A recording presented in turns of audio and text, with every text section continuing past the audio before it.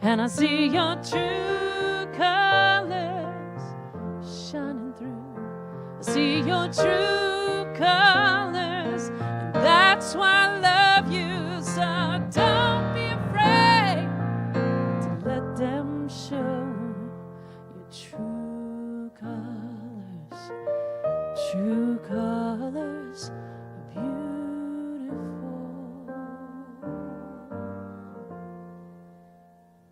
like a rainbow.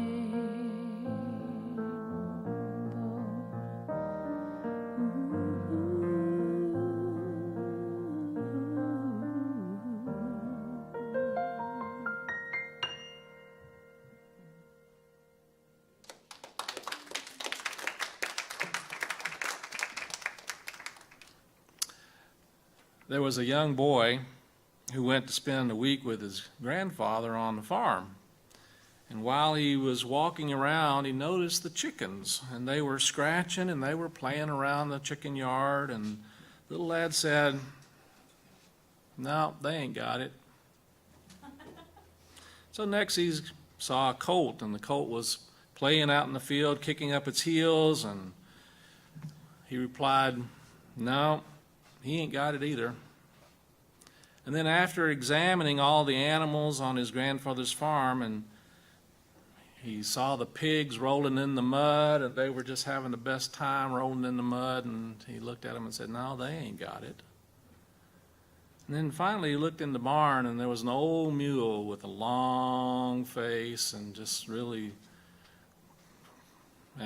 standing there. And finally he said, Grandpa, I found it. And Grandpa comes running in and says, What did you find?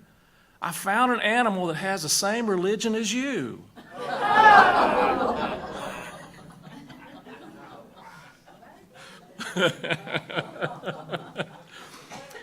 Well, I hope you're not looking for that religion, because that's not what unity is about. Now, don't get me wrong. We don't ignore the pain and the suffering and the challenges of the world. But we also recognize that that's not necessarily the truth of who and what we are, and not the truth of our life and our existence. We're created in the image and after the likeness of the divine. And that divine presence, in and of itself, is love.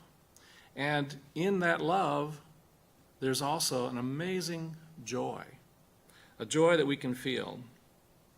In John chapter 16, verse 20, Jesus said, "I assure you that you will cry and lament, and the world will be happy. You will be sorrowful, but the sorrow will turn into joy." He says, "A woman has pain in childbirth because her time has come. But when she brings forth her child, she forgets her anguish because of her joy that a child is born into the world. And so also you have sorrow now, but I will see you again, and your hearts will rejoice, and no one will take away your joy. And in that day you will no longer ask me anything, for truly I tell you, whatever you ask of the Father in my name, he will give you." When we look at this from a spiritual metaphysical understanding, the term that Jesus uses for name actually means in my nature. You might say, in unity, we say in my consciousness. In having a consciousness that Jesus held, which is a consciousness of oneness with the Father, oneness with our source, oneness with Spirit. And as we tune into that energy of oneness with Spirit, whatever we ask in that nature, it is established for us. There's a great power that each and every one of us has in tuning into that understanding and that experience. And yet, so much of time we spend caught up in all of the drama of life. And don't get me wrong, it's important for us to not ignore and stick our heads in the sand, but at the same time, it's important for us not to stick our heads in the drama in life. You follow me? And so part of our work from a spiritual perspective is to transition from that place into a place where we truly experience that connection on a heart level with Spirit, with the divine. I shared with everyone who was here last week that my mother made her transition last Sunday. And I got to spend actually a very beautiful time with her for about a week as she was making her transition. And don't get me wrong, I had a lot of sorrow. I still feel the grief of that. And grief is a natural occurrence in all of us when we experience that kind of a loss. There's just no way you cannot experience that kind of grief. And yet, interestingly enough, one of the things that I have been really gaining out of this experience is allowing myself that grief. Because it's in the very allowing of grief that I find that I am actually experiencing a healing in many ways. And I'm experiencing much more of a joy in life. One of the things that I have been meditating on and reflecting on, I'm feeling a little bit, I want to move around, and I'm gonna try and, here we go. I just got to move, you know. When you're talking about joy, you can't stand still very long. Have you noticed that? So one of the things that I have been experiencing is I've been working with a particular work that has been really very helpful for me, and it's called Whatever Arises, Love That. Whatever arises, love that. And as I began to get into it, I'm thinking about not only whatever arises out here in the world, but whatever arises in me about what happens out here in the world.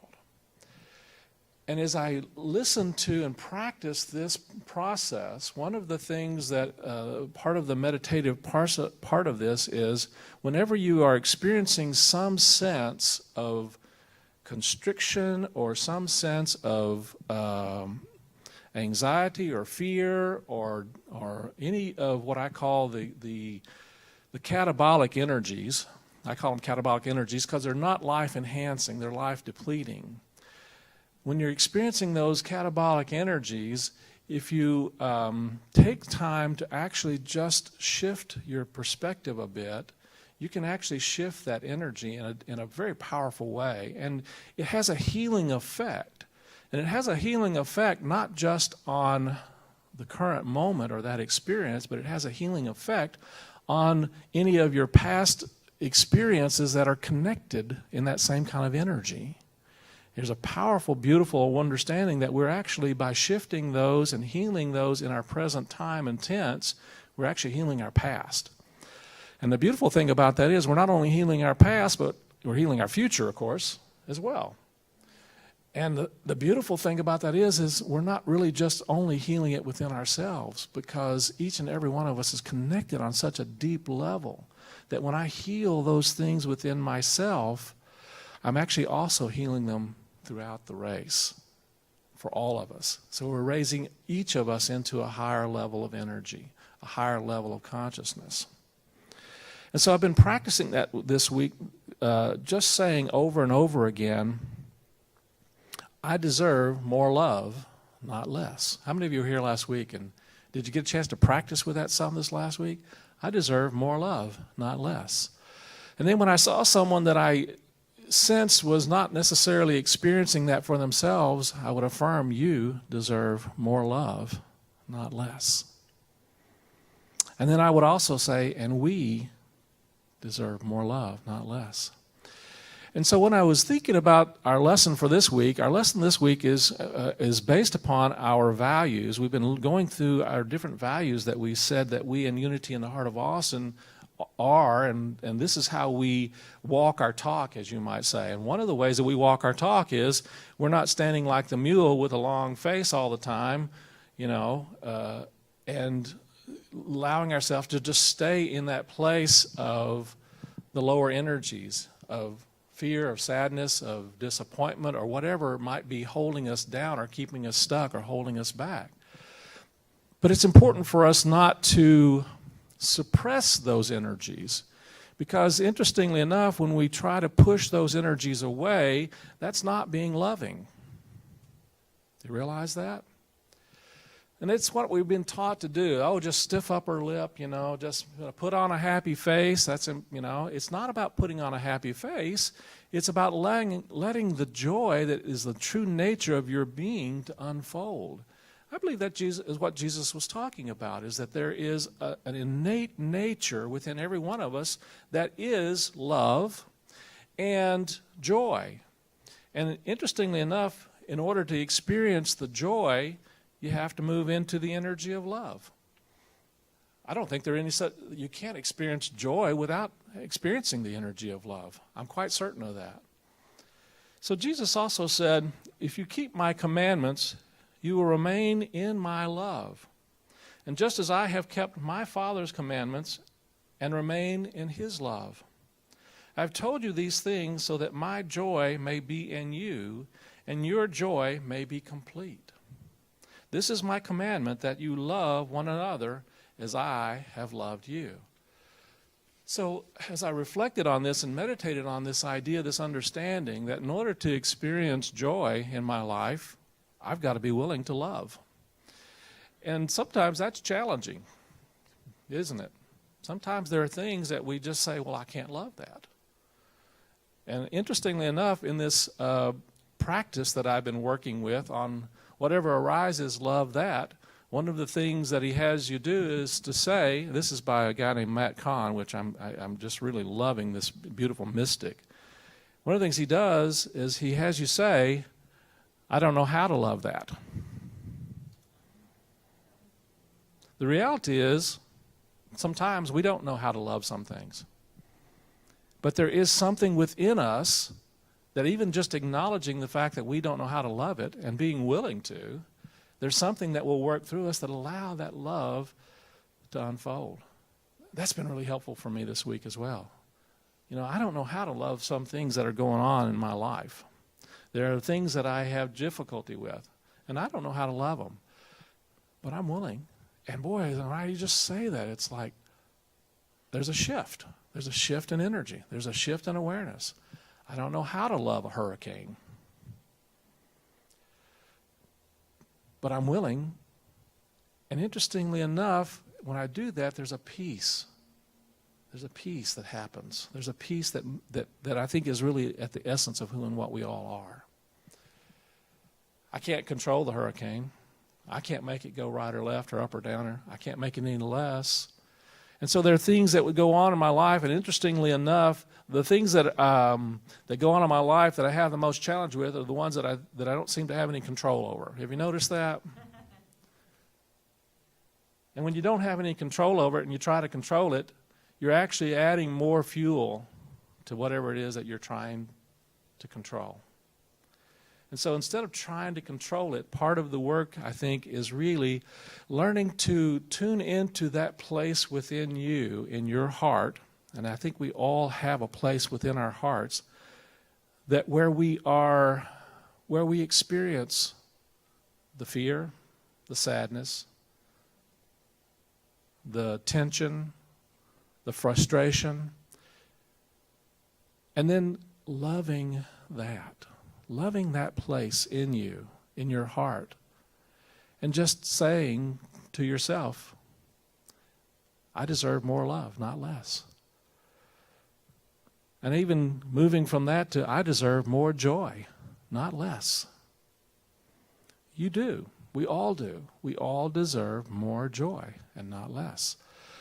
And as you tune into that and recognize that there's a part of you that is crying out in some way for love, that's what resistance really is, ultimately. You know, the Course in Miracles teaches us that there's only two real emotions. There's love or fear. And fear is basically a cry for love. And so when I find myself in that place where I'm getting caught up in the anxiety and the drama and all the things that are going on, rather than putting my energy more into that, which I've found not really that helpful for me or anybody else. Have you guys noticed that? You know, if I get more frantic about what's going on in the world, then that really helps everybody else, right? That seems to be what we think. Or if I get, in the deepest of despair about a particular circumstance or situation, that really helps. No, it doesn't. It really just holds people in that other lower energies, and it helps others to tune into the energy that we're holding. And so part of our work is not necessarily to try to discount that energy, but to not hang out in it, not stay there. And so our work is to shift whatever's going on inside of us, not trying to get somebody else to be different. See, here's the thing. One of the things that Matt says in his work that I really like is that, when someone comes to me and pushes my buttons, they're there for the purpose of helping me to tune into that place inside of me that's crying out for love. Because when I get my buttons pushed, it's not somebody pushing my buttons. It's me and my programming and my energy and my consciousness that is reacting to whatever's going on out here. And if I tune into that and say to that part of myself, I love you. Because that's the love that we're all looking for. Interestingly enough, we think that we're looking for someone else to be the way we want them to be so that we can feel a certain way. Have you noticed that? How successful have you been getting someone to be the way you want them to be? So, depends on the day. Yeah, right. I can tell you that's an illusion. It doesn't work. Because what we're trying to do is get someone else out here to give us the love that we are looking for, and we're the only ones who can do that. And when we give ourselves that love, interestingly enough, it fills us with an energy of love, and we are able to pour from the bucket of our love out to others and let them be who they are, how they need to be in their cry for love. Ultimately, in some ways, we are all experiencing this. We're experiencing this in our world today. We're experiencing it in life. It's part of our ongoing lessons, I believe. Emily Cady, in Lessons in Truth, said, "No person or thing in the universe, no chain of circumstances can in any possibility interpose itself between you and all joy, all good." Let me say that again.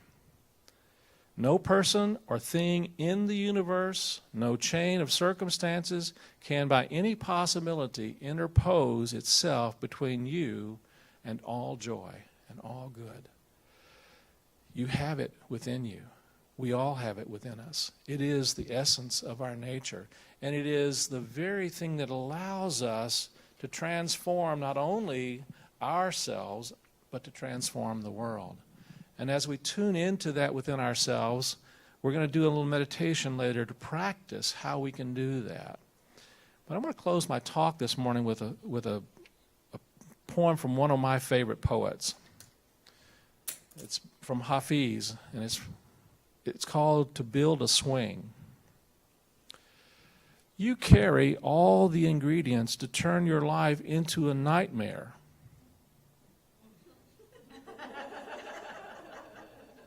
Don't mix them. You have all the genius to build a swing in your backyard for God. That sounds like a hell of a lot of fun, a lot more fun. Let's start laughing and drawing blueprints, gathering our talented friends. I will help you with my divine lyre and drum. Hafiz will sing 1,000 words, and you can take into your hands like golden saws and silver hammers, polished teakwood, strong silk rope. You carry all the ingredients to turn your existence into joy. Mix them. Mix them. That's our lesson for today. Let's move into our meditation time. I invite you to breathe in and out, moving into that place within you where you experience and know and feel the beloved. That beloved is that innocent and vulnerable place in your heart where you truly feel.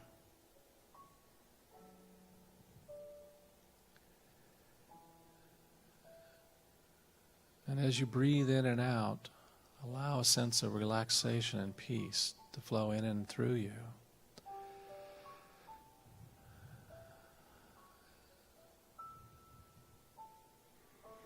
And as you are breathing in and out, I invite you to gently invite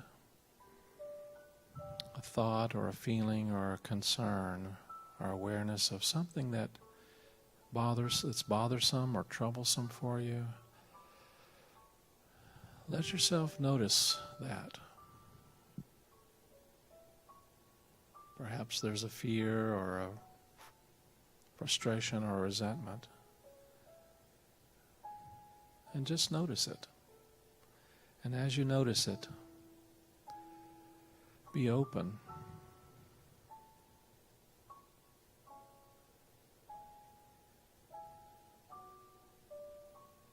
And just love that part of your psyche that's holding that. And just say to it, you deserve more love, not less.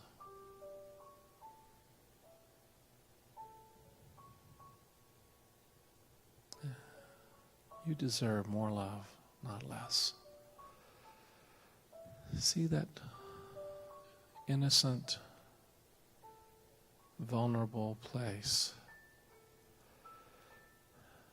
And in your mind's eye, just imagine and see it like a small child that's crying for love. And be open and willing to allow that love. Maybe you don't know how to love that part of you. And that's okay. Just love the part of you that doesn't know how. And just say to that part of you, you deserve more love, not less. And breathe into that. Breathe into the experience of loving that place in you that is holding that hurt, that sadness, that sorrow, that grief. And allow yourself to feel the grief and know it's okay. And love that part of you that's feeling it.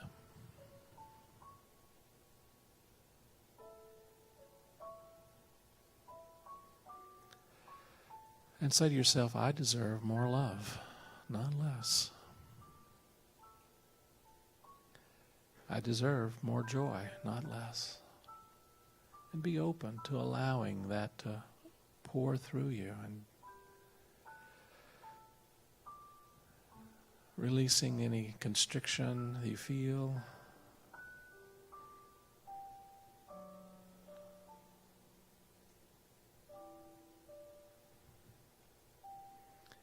Bring into awareness someone in your life that maybe you find challenging and difficult. We all experience that from time to time. And just hold that person in your heart and just see them as a small child crying for love, because that's exactly what they're doing, regardless. And just say to them, you deserve more love, not less. You deserve more love, not less.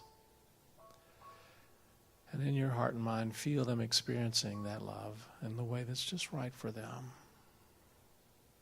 And see them being transformed by that energy of acceptance and love.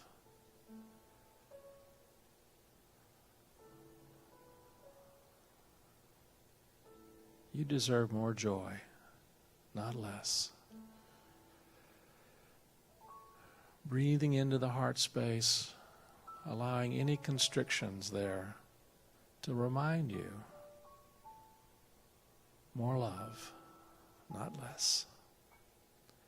And feel those constrictions, accepting and receiving and feeling that energy of love.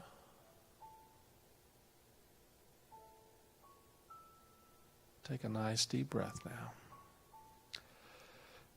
Breathing into the heart space.